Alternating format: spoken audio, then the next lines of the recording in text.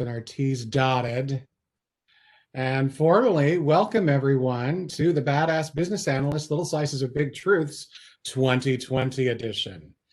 You know, the last time I did this presentation was 6 years ago. And I had this thought, I wonder if it's still relevant. I wonder if I'm still relevant. And, you know, these are very interesting things to ask people. Thanks for the comment on the beard. Been working very hard trying to grow it out. And so I'm going to start off on a little bit of a sobering moment. And my assumption is that most of you have heard through the grapevine or something else at this point. If not, it just needs to be said. The Badass BA has cancer. It is inoperable, incurable, and I have 3 to 6 months left. So let's get that out of the way. Anyone that did not know, that was a severe gut punch. I apologize, but due to timing, and I hope you can appreciate that, with so much time left to live and so many things to do, we've got to move forward, right? So it was with that thought process, and I was kind of reliving this moment of being the Badass BA. Is in fact this stuff that I talked about 6 years ago still relevant, the stuff I put in my book? And so we're going to readdress that and give it a little twist with the eye of 2020 and what's happening today. I know it's hard to believe, right? The Badass BA should live forever, but okay. There we got a little watch your mutes, folks. They have to have the service order. Hey, Sean, time to mute. Okay. Thank you, Hans. I can only go through that list so fast to figure out where it's coming from. Sean Harlow's. Got it. All right. So I've got a lot to say. I've got a lot to share, and a lot that we have to talk about in this hour. And yeah, I'm very glad you could join as well, you guys. And let's just see where this goes 6 years later. Before we get too much into it, I forgot there was sound in this presentation. Well, there you go. That was Michael Jackson's Bad, which was very appropriate back in 2014. I don't know about today. Absolutely, Laura, I plan on it. And I would just like to point out that we have a big event coming up on Friday, October 9th. It's Bob the BA and Super Friends, some of which are on the call today. Hans is on the call. Vince Mirabelli, Jen Batten, Amy Riddell, Paul Crosby, and lots of special guests. And this is going to be the last big event I do. It is priced very reasonably, a whopping $79. Although we're doing 3 events, you can get all 3 bundled for $200. And it's going to be the last big party with Bob. So this is it. This is going to be a day of giving back to business analysis, about celebrating business analysis, celebrating business analysts, and anyone that, you know, just wants to have a good time. We are, yay, Mindy's registered. And we are going to go places where we've never gone before, which is hard to imagine. I hear some clicking in the background, folks. Make sure you watch your mutes. Doesn't that sound horrible? Watch your mutes. It sounds like it's a bad sci-fi movie from 1986. It's terrible. Space Hunters, Adventures in the Forbidden Zone comes to mind. All these really bad sci-fi movies with Molly Ringwald. Anyway. So we're going to do this big event. It's going to finally have BA the musical. BA the frickin' musical, you guys, is going to be in this, and this is the only way to see it. And I'm still looking for a couple of volunteers for singers. So just so you know, if you want to be a part of that. Plus, we're going to do all sorts of other crazy fun things. It's like a late night talk show meets a TED Talk, and had a baby for a rap battle meets something else. We're not quite sure how to describe it, but it's honestly going to be very over the top, even for Bob. A low alto, yeah, well, it's all about Broadway, so we can make anything work. A good backup dancer, that's funny.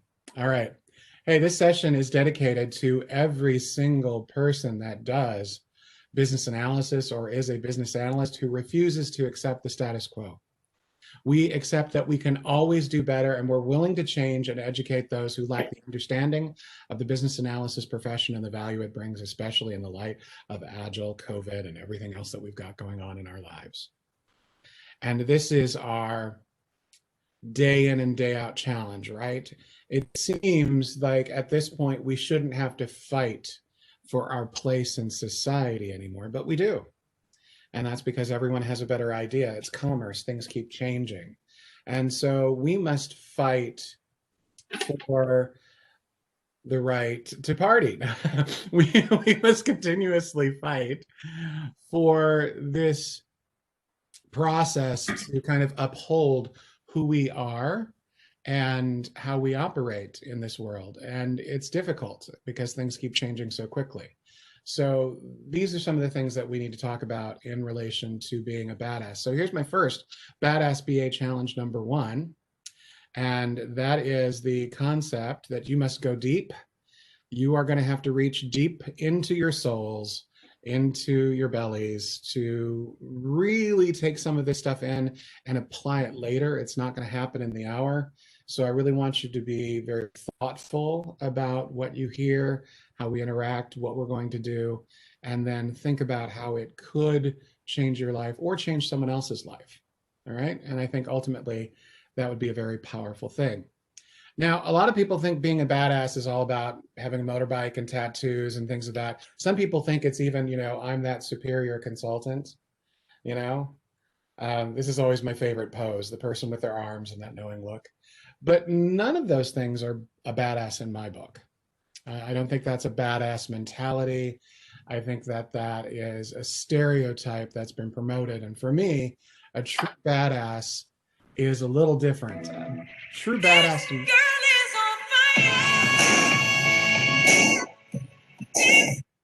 I forgot I put that cool song in there, but it totally makes sense for Katniss Everdeen, right? Now, if you've not seen the series of films, I can't help you. Just watch them. But there's a really good reason why I've chosen her as an example of a badass. And I'll explain why in just a second. But I think most people will already go, oh yeah, Katniss Everdeen was a total badass. Oh, shut up, music. Also, Minerva McGonagall, total badass. I mean, these are like my heroes, even though they're imaginary. And again, these women share something very strong, much like Princess Leia. You will notice, guys, that I have not picked a guy reference yet. And that's because in my career, I've gotten more out of strong female leadership than I have male leadership. And that's not indicative of everyone, right? Everyone goes through things differently. All the women can do your little badass dance, right? Women are superior in Bob the BA's world. But it's there's some innate qualities that I think that they bring to the table that often I found I would not bring to the table. And so when you look at who you think badass is Dorothy from The Wizard of Oz, right? Well, she definitely was a badass because she was fighting for something. And that's what these people have in common. But I'm not going to let that out of the bag just yet. They all share certain things, though, that I think are very important to the badass mentality. Now, for the guys that really need a badass moment, here you go. Catch a fish. Club someone with it in a post-apocalyptic kind of way. Hans would have already shot it, just so you know. But to me, a badass is Honey Badger. Now, we've all seen Honey Badger, right? If you've not seen Honey Badger, I'm wondering where you were 6 years ago, because Honey Badger was all over the internet. Honey Badger is the most, and this is a real animal, you guys. Honey Badger is like the coolest animal on the planet. He's the kind of guy or gal who's like, gee, I'm hungry. I'm going to go hunt a cobra, which is their natural enemy. But they don't care because they're Honey Badger. And they're just going to be like, yeah, I'm just going to go attack the cobra. I'm going to get my dinner. I'm a total badass. And then all of a sudden, the honey badger gets bit and the honey badger, got the wrong snake, and all of a sudden honey badger's going down for the count. Oh, honey badger is really tired. Honey badger feels like this is the end. And you know what? 5 minutes later, honey badger shakes it off. He gets right back and says, I'm hungry. I'm going to go get a cobra. Because the honey badger is immune to that poison. The honey badger is immune to a lot of things. In fact, the honey badger will just go right into a massive, bee and wasp, nest and start eating the honey. It's like, I don't care. I'm honey badger. Sting me all you want. I can't feel it. This mentality, you guys, of honey badger is honestly something I think all BAs, anyone practicing business analysis, needs to have day in and day out. We've got to have thicker skin than everyone else. Someone gets their nickname is Honey Badger. That's awesome. Yeah, for better or worse, you own it. I mean, I certainly. PO is your Honey Badger. Okay. For better or worse, nicknames do something for us, and sometimes they're not as favorable, but they still served a purpose. In college, my nickname was Bibbidi Bobbidi Boo, hence Bob. And that was really long. So eventually people cut it down to Bibbidi Boo. And then eventually it was Bibbidi. And then it was changed to F and Bibbidi. So that shows you how my relationships matured over that time frame. Sweet and innocent, Bibbidi Bobbidi Boo. And at the end, no, not so much. So you guys know this already, but honey badger is ultimately someone I think you need to emulate more in the workplace, because honey badger don't give, and honey badger knows that I'm just going to keep going back to the well again and again and again. And I'm going to sum this badass thing up on this slide here with all of these captains. And here's the thing, whether it's Honey Badger, the captains, Katniss Everdeen, Minerva, Princess Leia, they all share some quality. What do you think that is? What is this one driving force behind all of them? It's been very important to me in my career as a bad addership. I started to read leadership, a bad addership. That's part Honey Badger, leadership, discovery, perseverance. Those are all great things. It's actually not backing down. The not backing down and the relentless passion they pursued to always do the right thing. That's the key there.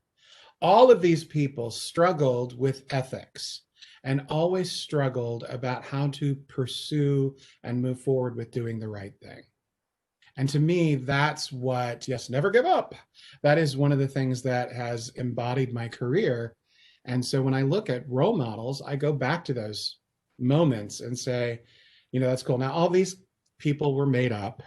So maybe if we look at some real life heroes, we could get some more insight. As Star Trek plays again, it wants to play forever.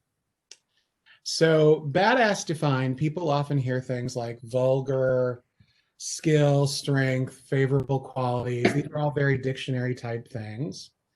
And those are fine. But for me, I came up with my own mantra, my own mission statement, my own defining, whatever you want to call it, my definition of what a badass is. And this is what I live by. A badass is a business analyst whose moral compass always guides them to do the right thing for the people, the project, and the organization, maximizing business value. Why? Because that's what we're supposed to do. And it's someone who uses their knowledge, skill, and experience to call bullshit on entitlement and speak truth to power because they give a damn. This is a PG-13 presentation. And at this point, I would like to just put it out there. Do you give a damn? And I find often that for many people in their career, this is kind of that defining moment. Oh, that was Chewbacca sounding. What for me, when I talk to people and I work with them, I find out it comes down to this last moment. Do you really give enough? Do you really care enough? Do you want to push forward? And that's hard. It's really, really hard. I am here in this moment. There's a lot of ways I can choose to spend my time. God forbid it's the, the 3 months, not the 6 months. But I would rather care enough to push forward. And if I can inspire one or two more people on this earth to do the right thing, then it was a good life. That's the way to go. Now, that's my version of being a badass. And there's a lot of things that go into that. I want you to be thinking about what your version of a badass is and see how that fits your lifestyle. Because at the end of the day, if we don't ramp up our badass nature, if we don't create some more badassdom kingdoms, if we don't ramp up the badassery, I'm just going to go through every adjective that exists around this or descriptor, then we're going to see our profession go by the wayside. People will forget business analysis even existed. We did without it before 2005. Well, we didn't, but as a formal role, recognizing that there's a discipline behind it. So think about how you're going to do that, guys, and move forward. I want to spend a little time real quickly on some real life badass heroes of mine, Julia Child being one. Julia Child, yes. We're here today to make some lamb. Actually, my favorite one ever would be the Saturday Night Live one with Dan Aykroyd when he cuts his thumb as Julia Child. But yes, butter, more and more butter. And I am not ashamed to admit I have every single episode of her cooking shows. And a lot of people, know Julia Child for being the French chef and being this amazing personality.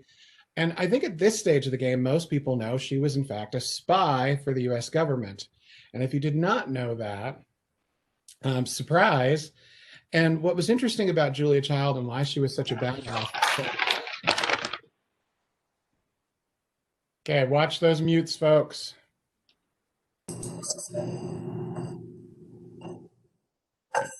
Yep. Searching. I'm searching. Who's got their background on? Lisa Green, maybe. Thank you. There we go. Okay. So once upon a time, she wanted to get involved with the WACs in the Army, and she was not allowed to. She was over 6 feet tall, and any woman that was over 6 feet tall was considered a Nazi sympathizer. I'm not kidding. Isn't that crazy? So, discrimination was live and well, no matter where you were at. It always has been on some level. And women over 6 feet tall were Nazi sympathizers. Talk about a stereotype gone wrong. This vision that everyone from this other country, all women must be over 6 feet tall. That's they're coming to run us over with their 6 feet tall women. It's crazy pants. So she, though, did not take that as a sign to quit. She decided she would find a way to work her way from up within, and she got a job in the office of the government since she couldn't get into the WACs, and then she just worked her way up. And they noticed she was actually pretty good at the creative side of things, and she was engaged to work with another scientist to help develop an anti-shark repellent. So what was happening back then is that we would go to set the mines and the sharks would come by and they would blow up the mines while we're setting them up, or we blow up our own ships. And so what she found is that sharks do not like shark blood. And they developed an anti-shark repellent using shark blood. And from there, she became a famous French chef. So that's just a whole leap of faith. And a spy for the United States.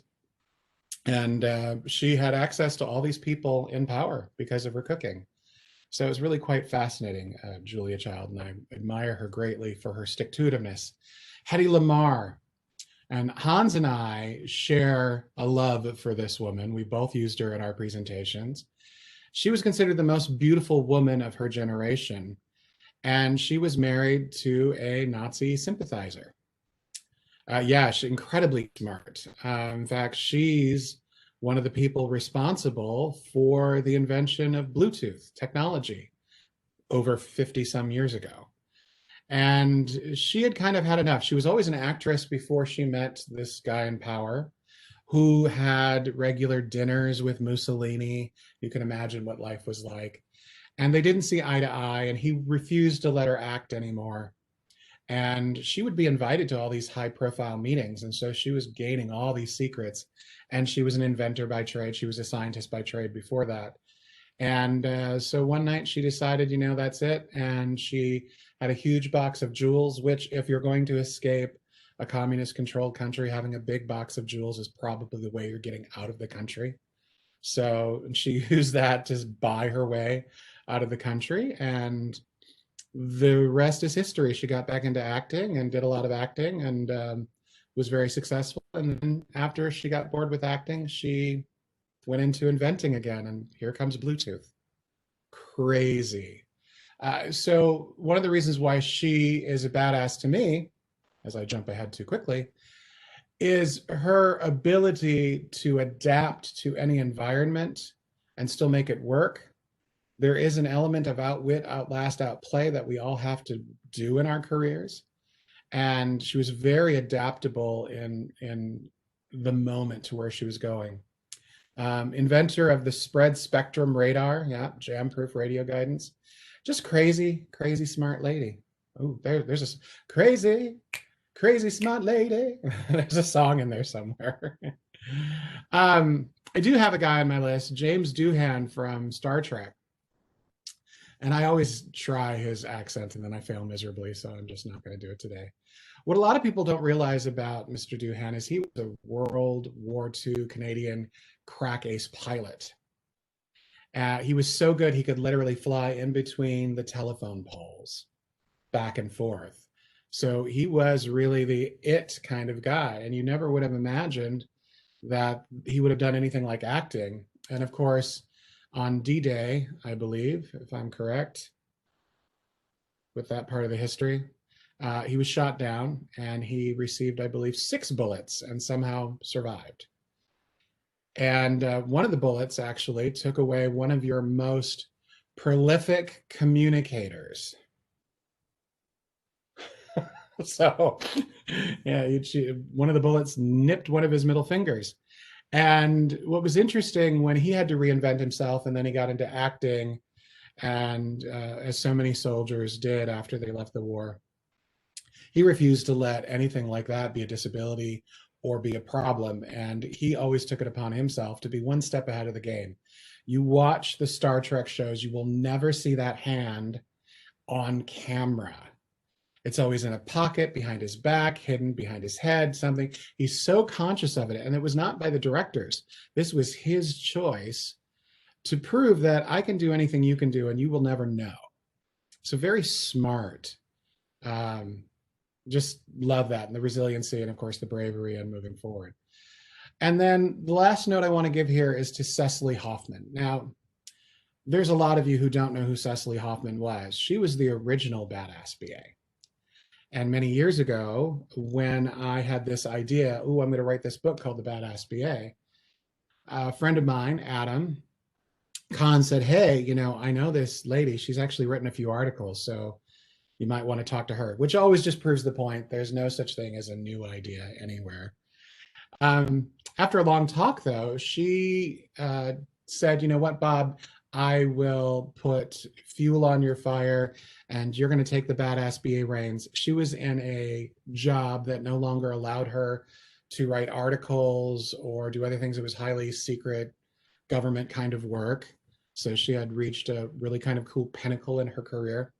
But the side result was she could have no speaking life or a life like I lead now, which is what she was doing. So I just want to give a big shout out to her for starting this so that you guys know the history. This is this Mad Max, Beyond Thunderdome. We're going to start telling these stories so you can tell other stories, right? All right, so let's get into some things that, yeah, she's a great writer. Yeah, and unfortunately, sometimes you got to do what your career states. So you might be a badass if you spend evenings reading about business analysis, increasing your knowledge, and sharpening your skill sets for fun. I personally nerd out over people that do this, and I applaud them. And if you really want to get ahead in your career, you need to constantly be sharpening those skill sets. So I'm always pulling something up somewhere. So I want to talk about some competencies for me that make up what the Badass BA is. And we're going to start with Wilbur. He was little pig number one. I really thought straw would make a great foundation. So there's a fallacy in Wilbur's thinking, and we need to remove the fallacies and focus in on some specific things. So one of the things I want to talk about is abundance mentality. Abundance mentality, and this has not changed in the entire time I've known it, but I've had the opportunity of taking Stephen Covey training, which is the kind of training where they take your soul, pull it out of your body, and stuff it back in 5 days later, newly shaped and formed with new ideas, visions, mission statements, and things of that nature. And it's incredibly intense and painful and rewarding all at the same time. And this is where I learned about abundance mentality. We get so much farther when we accept that there's enough for everyone. When we accept that if we share more, we are stronger together. Inherently, we know this. But how many people do you work with that hoard the information and don't give it? And this is all about a fear-based response. They fear they won't be the expert, so they hold on to it. They fear they won't get the promotion, so they hold on to it. We need to be examples of abundance mentality in our organizations. And we need to spread this concept that there is always enough for everyone. Thank you very much. Appreciate that. We'll catch you on the other side. And abundance mentality for me has been something that I have fought with management and individuals and coaching and all of that stuff for many, many years. But it is truly how we build the most effective teams, when we all recognize we all win together and there's enough for everyone. We all share. You know, it's a powerful concept. Most people today call it zero-sum mentality.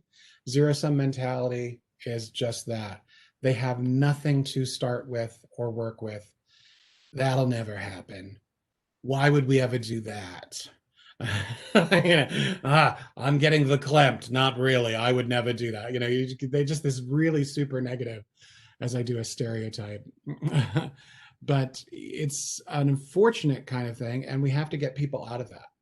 All right. So I want you to think about, how are you getting people unstuck? How are you promoting abundance mentality? Because if you are the role model for that, it will catch on. If you're going to be a badass BA, visibility is key. And when I am teaching and I'm working with people and they're not on video, I'm kind of like, well, why are you not on video? And people have gotten lazy in the pandemic. Yes, see, you know, when you have uncurable, inoperable cancer, you feel like you can say anything. I'm going to use the lazy word. I think that people have gotten lazy. Well, okay. You immediately got the, hey, I was eating lunch, and I'm okay with that. That's fine. And I don't expect you to be on video on like a webinar per se, because this is more of a one-way thing at this point. But, you know, if you're in a meeting with management or other people that you're doing a workshop with, why are you not on video? And I do know there are definitely people that don't enable the video. They have not provided the right tools, things of that nature. And, you know, of course, being an introvert, that makes it harder to do as well. But I'm going to tell you that the key to a badass career is visibility. And whether we like it or not, we need to put ourselves in those uncomfortable positions. If you want that promotion, if you want that raise, if you want that idea heard, it's all about visibility. And there's a lot of ways to go about it. I'm not saying it's like always be on camera, always, you know, be there in person, since we know that doesn't happen. But you need to be strategic about it so that you can use it. And the more visible you are, the easier your career is going to go. I guarantee it.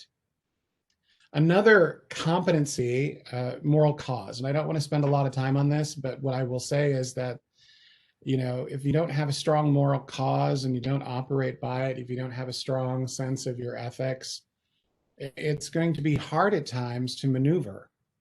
And a couple years ago, I left 2 clients.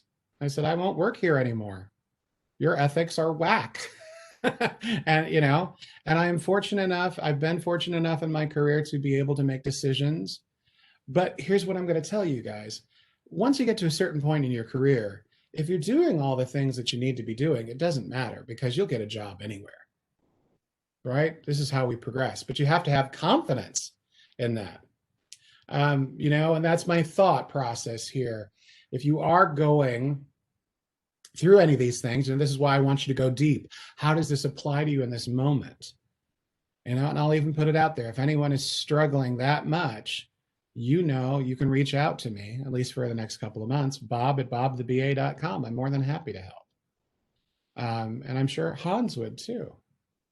There's lots of us that are willing to do that. Don't do it alone, but make sure you understand why you're doing it. Have that strong moral cause. And yeah, the truth is always the right answer, but sadly, that is largely missing in our world right now. Influencing. I found out a good 20 years ago that this whole influencing thing was not a fad, it was a real thing, and I was never going to have the kind of power I needed to make things happen. So influence, influence, influence, influence, influence, but always going back to having a strong moral cause behind it and knowing that, again, this visibility, abundance mentality, see how these things all tie together? They all tie together. So very important. And that means they have to tie together to relationships. And you're building ships, folks, ships that supersede any idea of what relationships could be about. You want to know that these relationships can be relied on time and time again.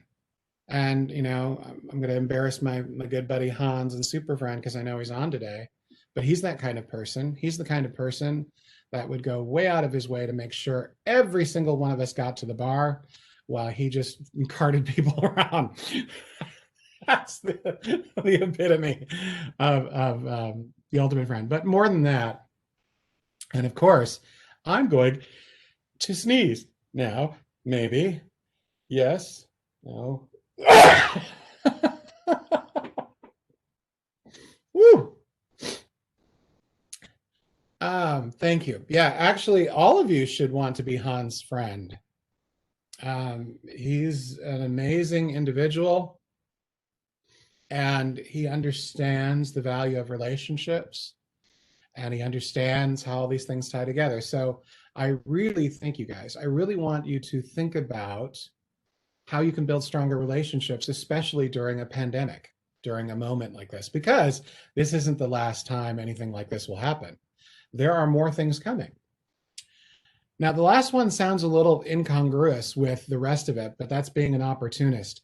And this is maybe goes back to that lazy kind of concept, but as a competency, I have found that if you're not an opportunist and you don't take advantage of when it's right in your face in that moment, you miss the moment, and it's going to take twice as long for that opportunity to come around again. You really need to look at your pros and cons and all the things that you need to do with risks. But I have benefited from taking the chance more often than not to be on the forefront of something. And I think that's a very powerful thing. So when you're thinking about what's going on in your organization and the direction they're going strategically, maybe some of these opportunities are things you should take advantage of. The worst that can happen, right, is you can go back to the old way.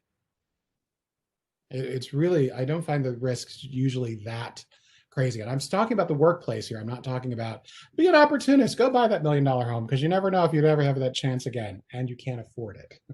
So think through what those opportunities are.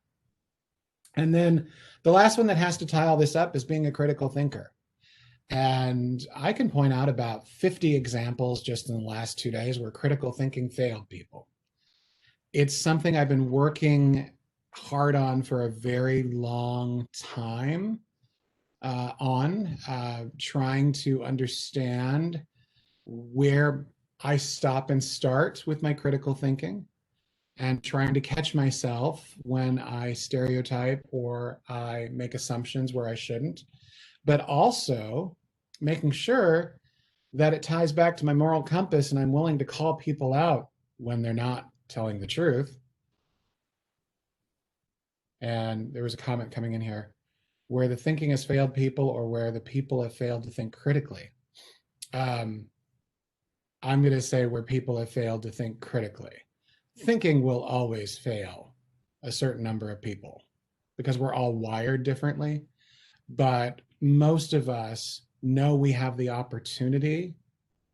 And if we don't think critically, then we fail the situation and we fail those around us.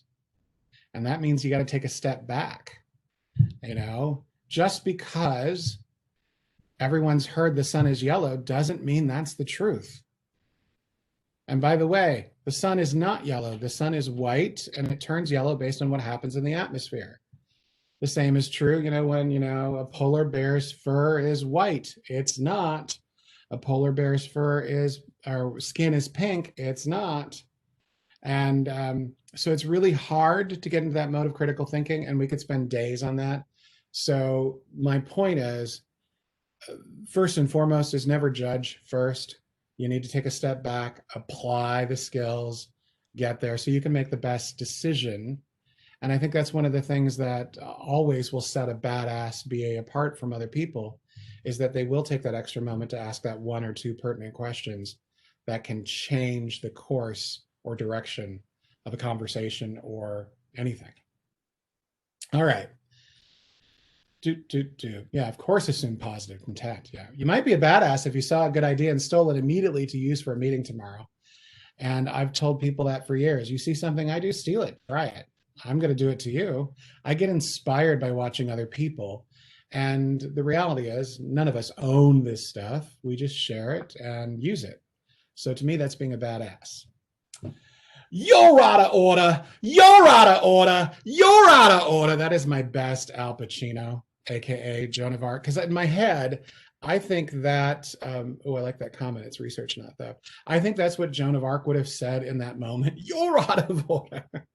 I want this movie to be like this mashup where we take all these historical characters and go back and forth, but replace them with mannerisms from actors of the 80s and 90s and 2000s. Okay, my brain is going. So the point of this here in this section here is to talk about the cause, the power of truth, and, you know, calling people on their BS. I have found there are a lot of people out there who think they're entitled. Would you guys say that that's fairly true? We work with a lot of entitled people. I don't have time for it. If you have the power, if you have the actual authority, let me rephrase that. If you have the authority, then I will talk to you. But if you think you're entitled any other way beyond that, it's very exhausting to call it out.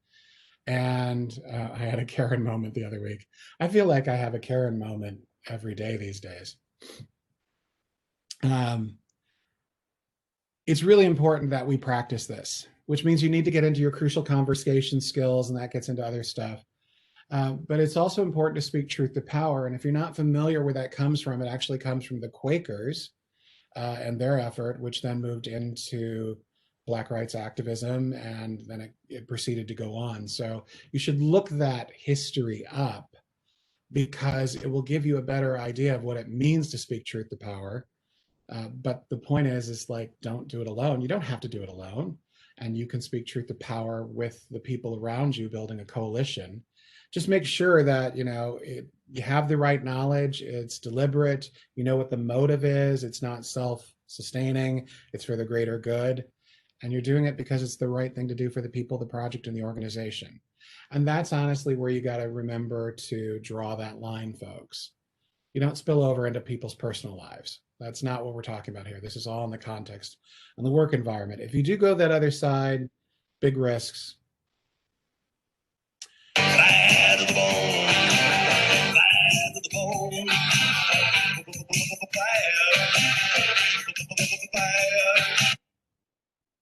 So, everyone put in the chat box, which one of these things do you think I did?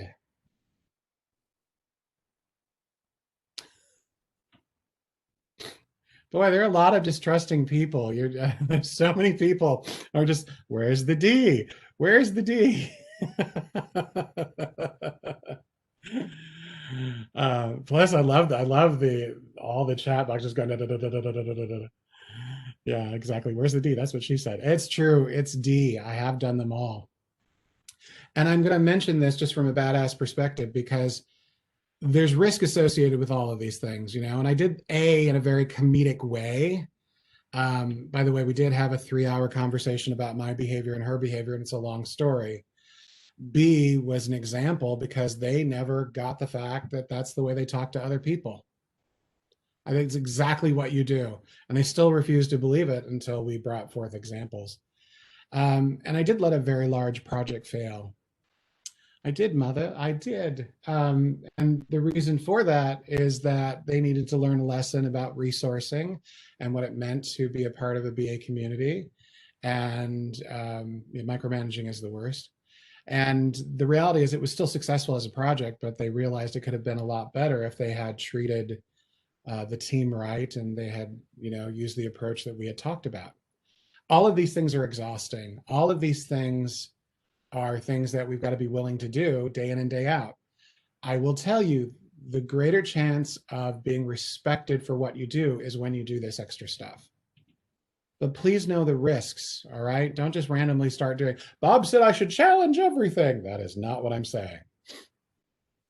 Is there a badass brigade? How do we join? Well, you're all badass BAs simply by being here today and supporting. There is a Facebook. Well, no, it's not Ethics Badass. That was a Bob the BA groupie site, which I'm going to tell you is a little weird. But yeah, I don't know. You absolutely should start one. I'm looking for the badasses of the future to carry this torch forward. So I did challenge. I tried and no one would listen. The boy who cried wolf.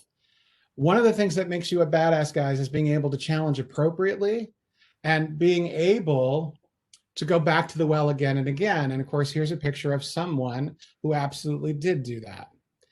The ultimate measure, and I'm going to bring this up, and I'm just going to change it with respect for 2020. The ultimate measure of a person is not where he or she stands in moments of comfort and convenience, but where they stand at times of challenge and controversy.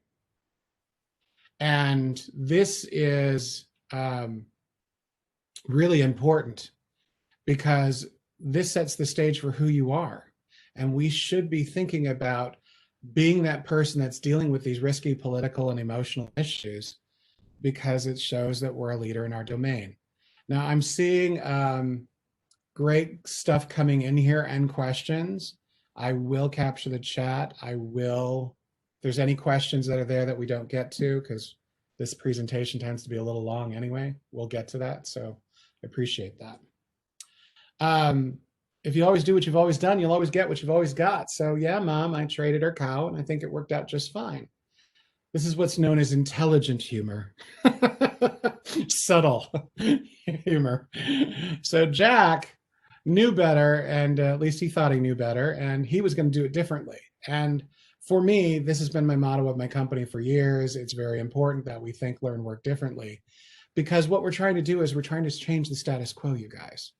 And even with comments that have been made there, there's definitely this status quo that has to change in order for us to get there. So that's why the influence and everything else has to happen. So if you don't put all of those competencies together, how are you going to change the status quo?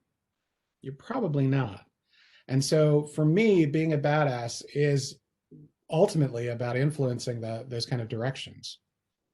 You might be a badass if people are frequently requesting you to do work on their projects.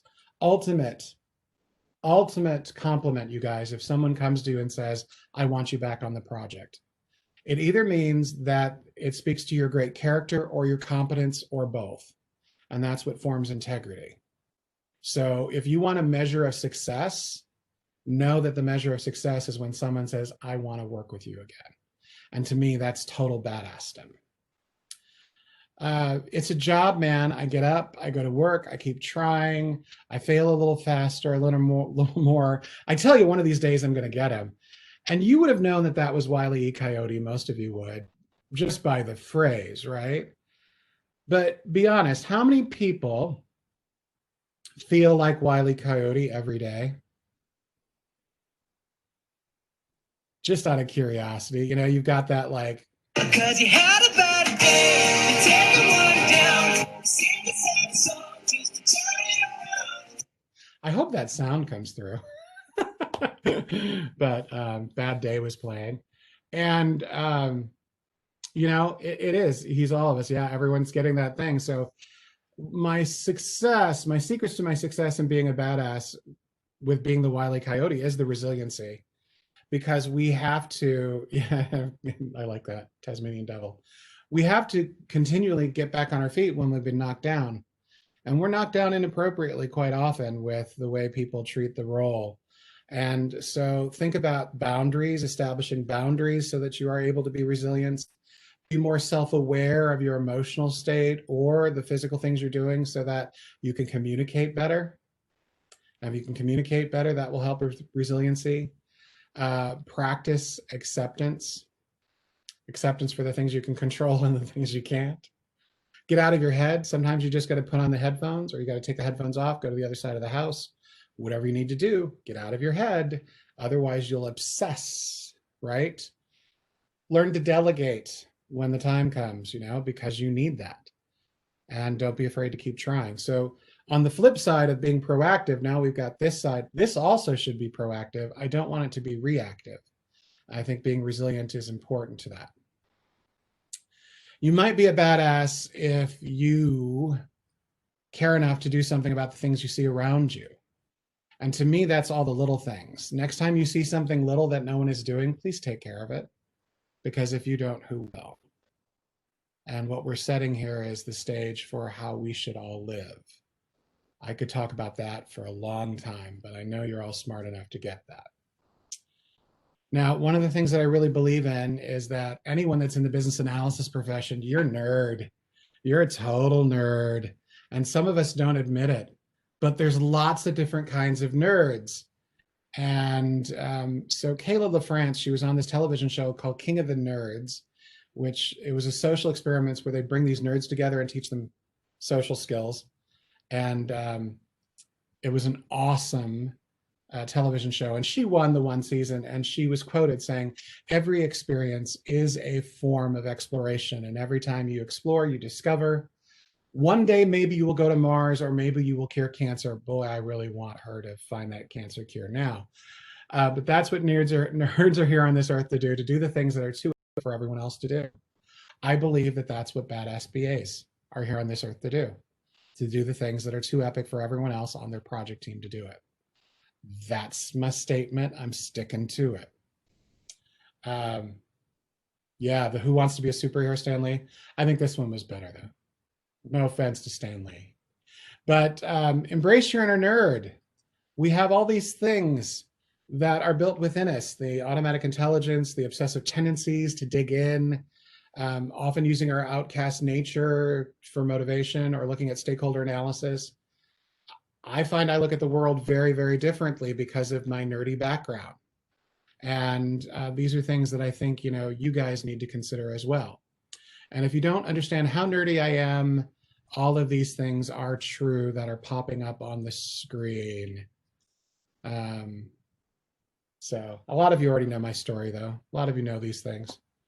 But, from top 25 North American Scrabble player to playing rock, paper, scissors, lizard, Spock to make decisions. And you already see my background.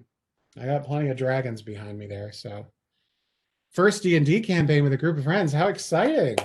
That's going to be fun. Unless you're the dungeon master and you suck.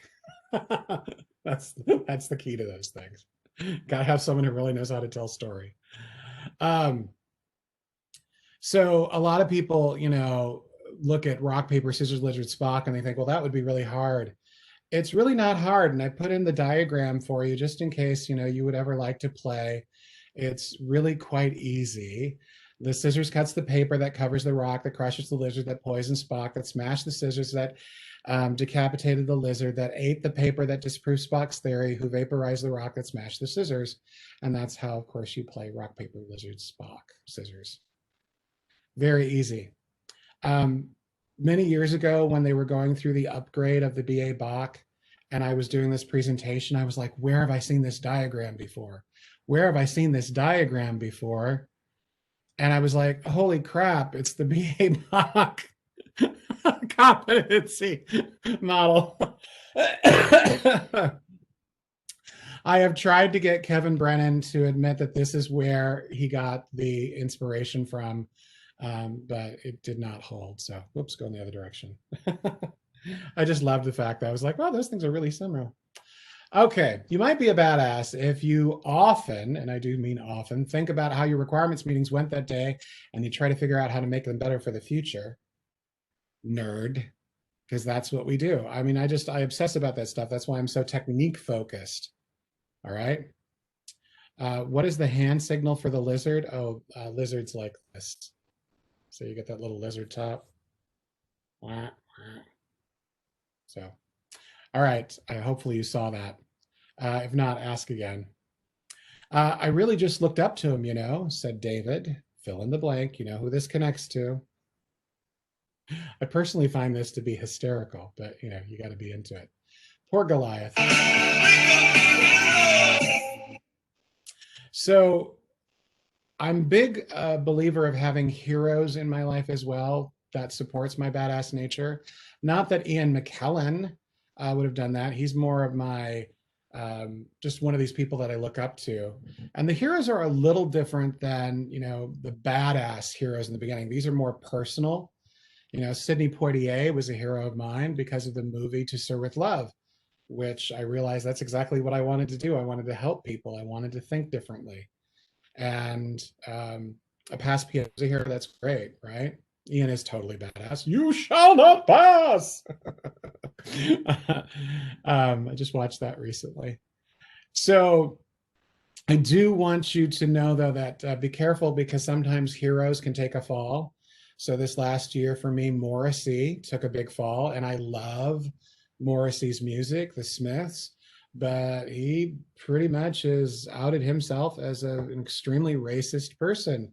Can't listen to his music anymore. And it's unfortunate, but it was appalling. My grandmother, terrible role model. She was just that strong German heritage who did not really love or connect. And so I don't want to go into my grandma's problems, though, because, that could be a very long night. So badass challenge number 2. You guys actually have access to tons of people in the chat box. I want you to reach out randomly to someone privately, since you can do that privately. And just reach out to someone that you're not sure who they are, meet them, connect with them, build a stronger community. It's a simple thing to do, making yourself available to someone that you did not before. You never know, you might actually learn something. And I'm a big believer of learning wherever you can learn, however you can learn. You might be a badass if you were so excited about your approach to your requirements workshop, you couldn't wait to go to work tomorrow to see the results. And again, that ties back into that whole thing of really promoting your career and looking at it closely.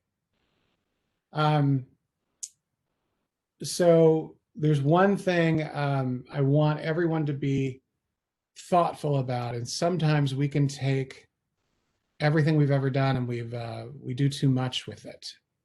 In other words, power corrupts, position influences, your nature can change over time. And people already know, the Generation Xers are known for their arrogance / confidence. It's that fine line, and this can happen with a badass as well. And it can get out of control. So I want you to just pay attention to yourself every once in a while and ask yourself, are you being humble enough? Are you giving enough? That will be the measure against that, and no one wants to become the vampire Lestat. Greedy, greedy, greedy little vampire. Okay. We are running out of time here, and I want to save some time for people that are going over to answer whatever questions you would like to answer. But I want to give you a quick note on, this is a scale of badassdom. And on this, there's different areas. If you're at the bottom and looking for a job, no worries, we can help you, but you got a long way to go. Some of you are going to be in this, I'm learning more about who I am and what I need to do to be a badass. Some of you find you have a good balance, and that's good. But the ultimate badass is someone that's in between the balanced and the social climber. The social climber means you've gone too far. You're doing it for the wrong reasons. But if you can push yourself a little harder than having balance in life, that's really where the badass BA sits. I'm not saying always do that extra 5 hours, that extra project, that extra mentoring session, what have you. You still have to have your breaks and your, your downtime. But a badass is someone that's going to push a little harder. And that comes down to a personal choice. Do you want to push a little harder? For me, it has been an incredibly rewarding career because I've done that. The one thing I'm going to say, though, it's because it's people first, career second. And the whole, Marie Antoinette kind of concept wasn't that way. It was her first, everyone else. But for me, everything will take care of itself if you have that in mind first. I will never be a millionaire. I will never be that entrepreneur having a massive company. And this company isn't likely to go that direction after I'm gone either, but it will continue on. The Uncommon League lives with or without me. But because I believe I've tried to put people first the majority of my career, I think that's definitely a key, a major key to the success of being a badass BA. Speaking of being a badass BA, my dog has entered the room. You're down here 5 minutes early, but I think she got through the fence. That's okay. Come here. Oh, no. What are you doing? What are you doing? If you're going to come into the room, you've got to be on the webinar. This is Sophie. She's a badass Shih Tzu. Yes. Oh, I don't like the camera. All right. So, there's 97,000 other things that I could say, but I'm going to leave it right here because I think that's probably the most important moment of that. But my big wish for all of you is that you find some semblance of peace with your career, something that you connect to, whether it's a badass BA, a badass brigade of BAs, being a therapist BA, which one of my colleagues became once upon a time. Whatever that may be, I'm hoping that you find this peace and balance between how much you want to take on and where you want it to go, versus doing too much, not doing enough for yourself. So with that, are there any questions?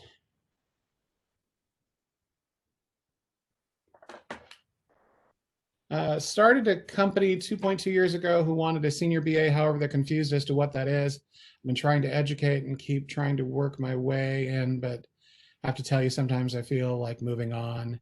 I'm just so stubborn, I hate to give up on them. Well, I agree with you. I mean, I have that mentality too. My first 2 jobs, I stayed for almost 10 years at both of them just because I couldn't let go. This is a hard call here, but you're going to have to make that choice. At some point, you're going to say, I'm going to let go because they won't move forward, or you're going to find a new trick to get them to understand. To me, one of the things in the beginning why they don't understand the value of a BA is because they don't see all the work that you do to ensure that the project's done correctly.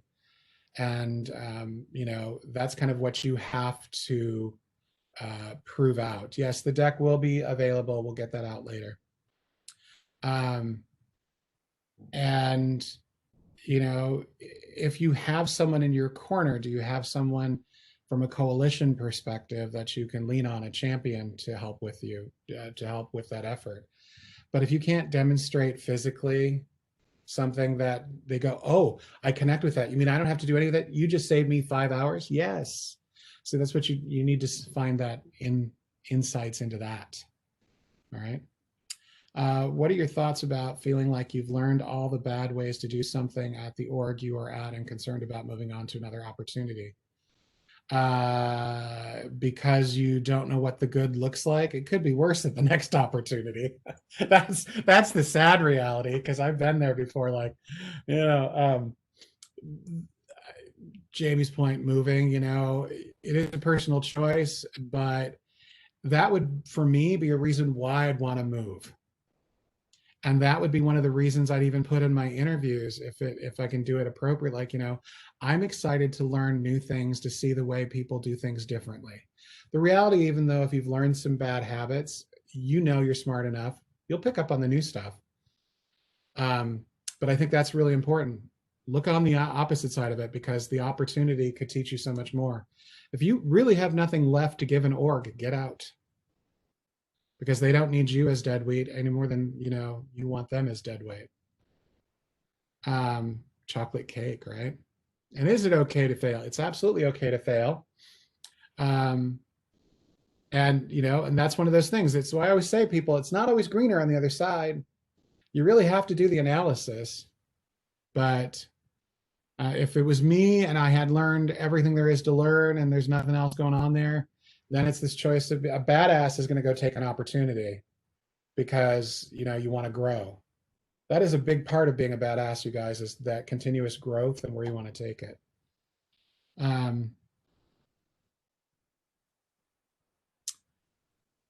Toxicity, it's hard to decide if the toxicity in an org is affecting you more than your badassness is affecting them. So, yeah, those are things you have to evaluate, right? You have to score it.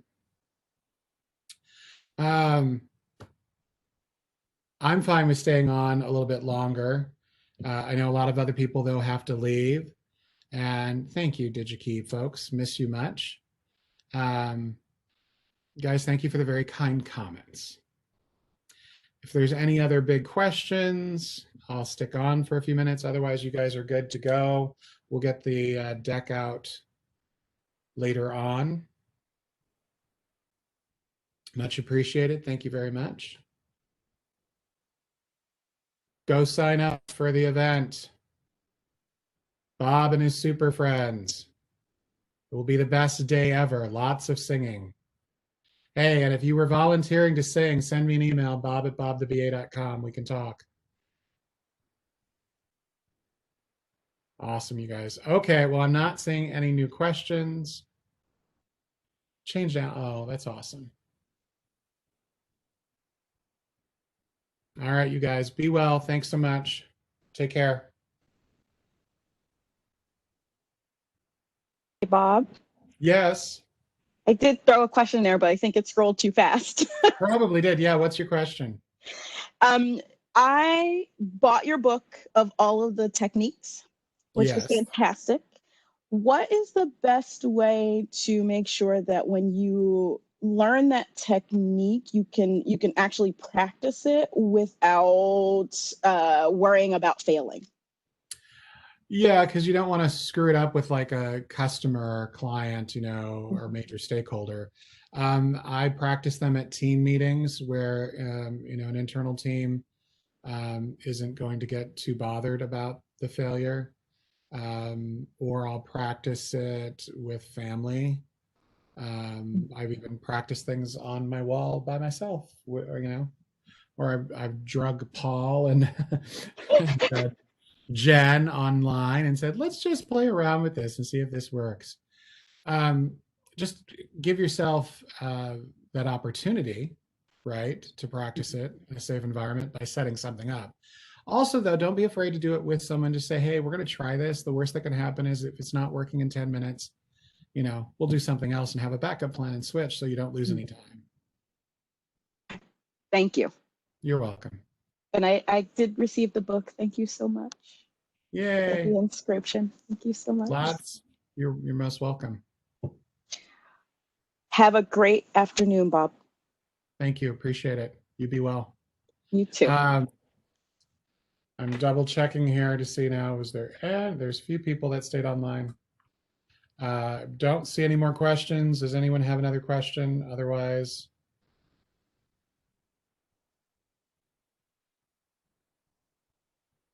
well, thanks, Mel. That was very kind.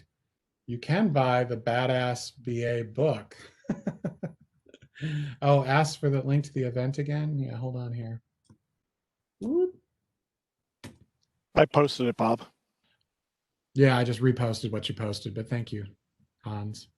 Hans? Can I repost your post of the repost? You can, but that'll repost your repost, which will make it seem like a riposte.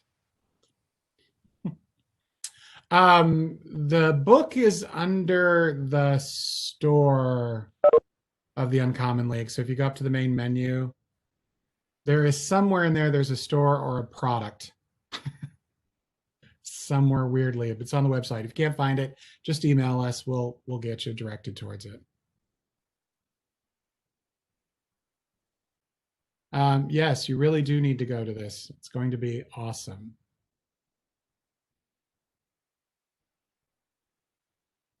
That is likely going to happen at some point, Mel.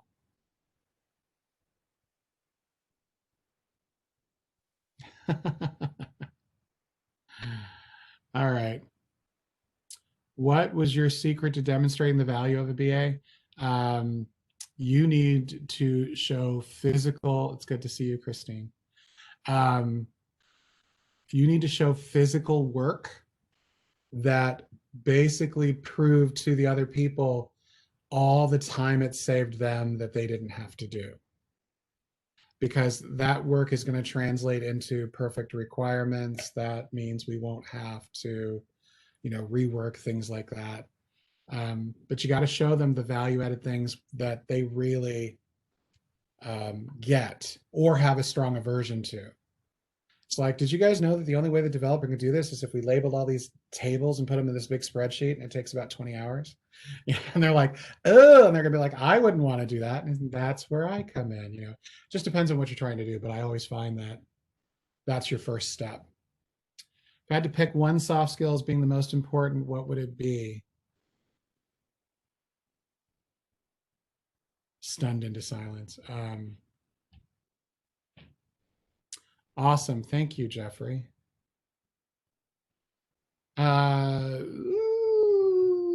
Yeah, no, because why would I just want to settle with one when I can have them all? I'm going to say personability is close to what I was going to say. Relatability. But that's because a lot of my style is about that. And if you don't find ways to relate to people, I mean, here's the thing. I'm in Phoenix. I'm replacing an instructor who clashed with the class on gun rights. And I had to find a way. They were not having anything. They didn't care that I was a replacement. They felt they were going to get the same thing. I needed to become relatable. Fortunately, I can relate because I have a good friend in Georgia who has a lot of guns. And I can pull from that experience. I was waiting for a snarky comment or something. Well, so that's the thing about all of these things. I mean, I'm 90% feeling on the Briggs-Myers scale. So empathy is huge for me. That's why I say, tying it down to one for my career, for my business analysis relatability, but it's only as good as the kindness and the listening skills and the empathy, the sincerity, all the other things that you tie into it. So it's tough to say, but they wanted one, so I gave them one. Each situation absolutely warrants a different strength, a different moment. There are times where we have to employ lots of soft skills. I will say, soft skill versus hard skills, for my career, soft skills are what matters. I can still do a lot of the hard skills, but there are other people who will be in a job that's so technical, the hard skills are going to matter more. So